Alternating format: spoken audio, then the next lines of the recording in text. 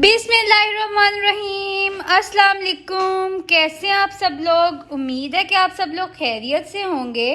अल्लाह पाक आपके रिज्क में और आपके घरों में ढेर सारी बरकत डाले और जो भी मुश्किलात और हाजात हैं वो नबी पाक सल्लल्लाहु अलैहि वसल्लम के वसीले से पूरी हो जाएं। मैं अपने चैनल सिस्टर्स डैड कुक पे आप सबको वेलकम करती हूँ और बहुत ही मज़ेदार सी रेसिपी लेकर आई हूँ आप लोगों के लिए। और मज़ीद मज़े की रेसिपीज़ मेरे चैनल पे मौजूद हैं। कुछ का लिंक मैं डिस्क्रिप्शन में ऐड कर दूंगी और कुछ जो हैं वो आप चैनल पे विज़िट करके देख लीजिएगा। आज मैं आप लोगों को बहुत ही मज़ेदार सा नाश्ता बनाना सिखाऊंगी जो बहुत ही इजी होगा और जिसमें कोई भी महंगा इंग्रेडिएंट नहीं इस्तेमाल। बिस्मिल्लाहिर्रहमानिर्रहीम। मैंने कुछ चीज़ें पहले से ही तैयार करके रख ली थी ताकि आपका और मेरा दोनों का टाइम वेस्ट ना हो।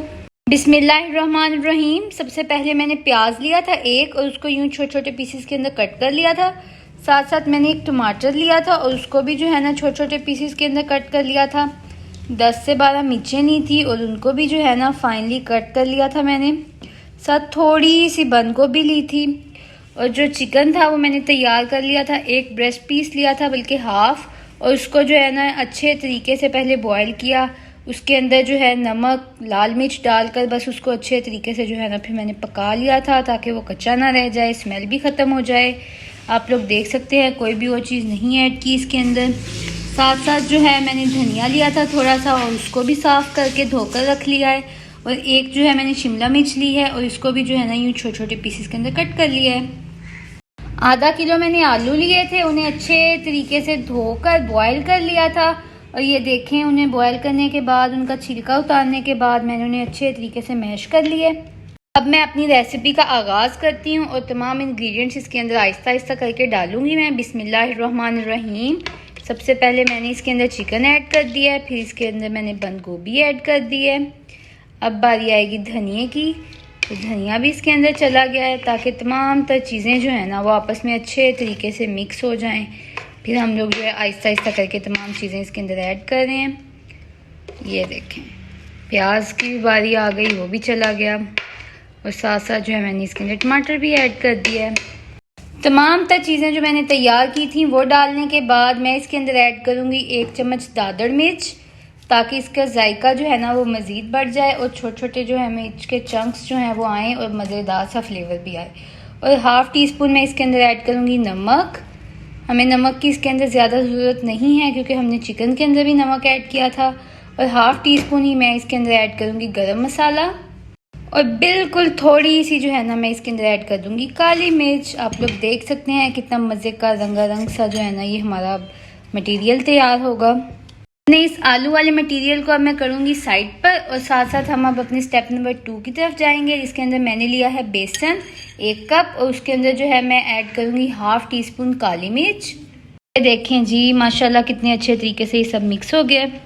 अपने मटेरियल को मज़ीद मज़ेदार बनाने के लिए मैंने इसके अंदर ऐड किया 1 चम्मच सूखा धनिया। सूखे धनिए से बहुत मज़े का जायका भी आता है और खुशबू भी आती है। मैं तो ऐसे ही जो है ना सूखे धनिए के बीज लाती हूँ और लाकर जो है ना उनको घर पर पीस लेती हूँ। मज़ेदार सा जो है ना मेरा धनिया पाउडर वो घर पर ही तैयार हो जाता है। काली मिर्च ऐड करने के बाद हाफ़ टी स्पून ही मैं इसके अंदर ऐड करूँगी नमक और फिर जाएगा इसके अंदर एक हेल्दी सा अंडा। अंडा जो होता है वो स्किन के लिए, आँखों के लिए, हार्ट हेल्थ के लिए बहुत अच्छा होता है।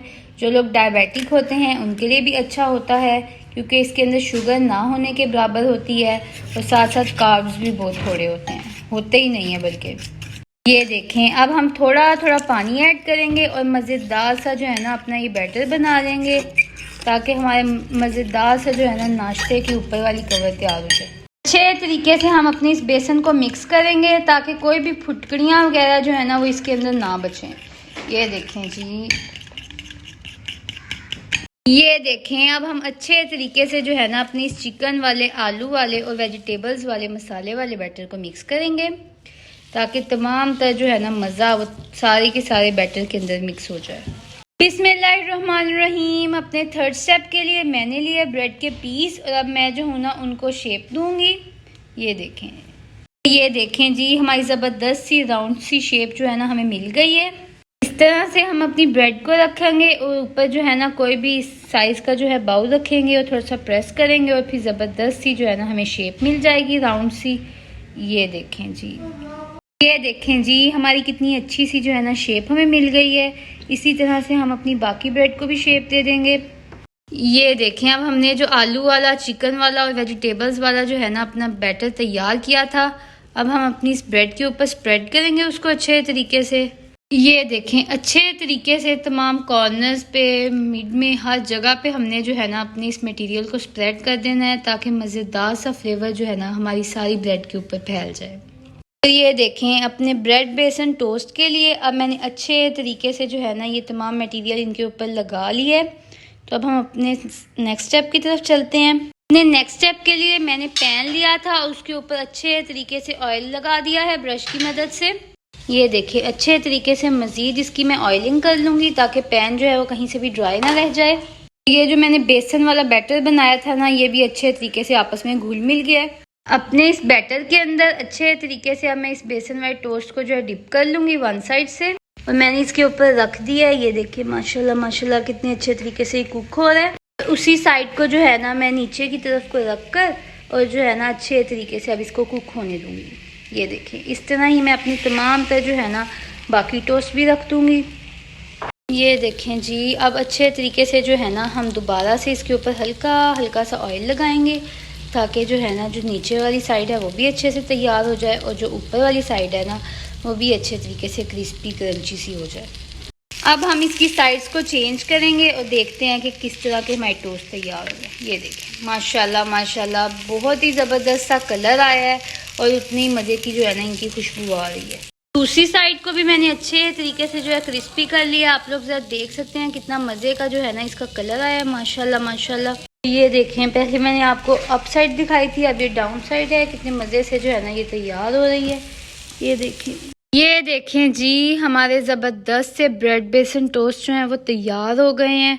आप लोग ज़रा इसका जो है ना कलर मुलाहिज़ा कीजिए, कितना ज़बरदस्त इनका कलर आया है और उतने ही क्रिस्पी और क्रंची सा जो है ना हमारा ये नाश्ता तैयार हुआ है। इसके साथ साथ मैंने ग्रीन चिली चटनी रख ली थी ताकि और मज़े में इजाफा हो जाए। इसकी रेसिपी जो है वो मेरे चैनल पे मौजूद है, आप वहाँ से देख सकते हैं। बहुत ईजी सी रेसिपी है और इसका लिंक भी मैं डिस्क्रिप्शन में ऐड कर दूँगी।